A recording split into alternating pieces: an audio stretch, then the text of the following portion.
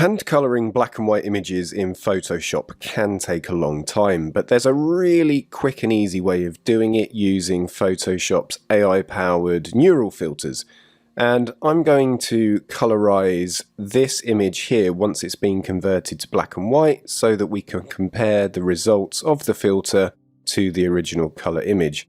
The results aren't always perfect, some images work better than others, but you can colour a black and white image in a matter of seconds. So I'm just going to make a copy of the background layer by holding down Ctrl and J. That would be Command and J on a Mac. And then I'm going to desaturate the image by holding down Ctrl, Shift and U. And now we have a black and white layer that we can work with and toggle between. So all that you need to do is go up to Filter and then select Neural Filters. And if you haven't done so already, you just need to click on the download icon next to the filter to download it. So I've already downloaded the colourise filter and I'm just going to click on there, which brings up the controls, but they're faded out. So we just need to switch it on and then Photoshop will automatically colour it for us.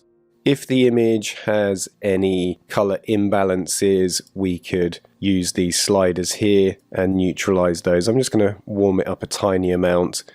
And you can also work with the saturation as well if you're not happy with the strength of it. So you can bring it down or increase it. So I'm just going to leave it at 0 for now. And then I'll click OK in a second.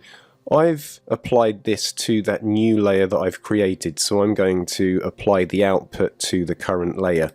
But you can also apply it to a new layer, a new masked layer, a smart filter, or a new document entirely. But as I say, I'm going to leave it set to current layer, and then just hit OK. And I'll just deselect by pressing Ctrl and D. So this is our colorized image, and if I just switch it off, you'll see the original there. So Photoshop has done a reasonable job. It hasn't picked up the autumnal colours, but it has identified that these are trees, so it has coloured those in correctly as green.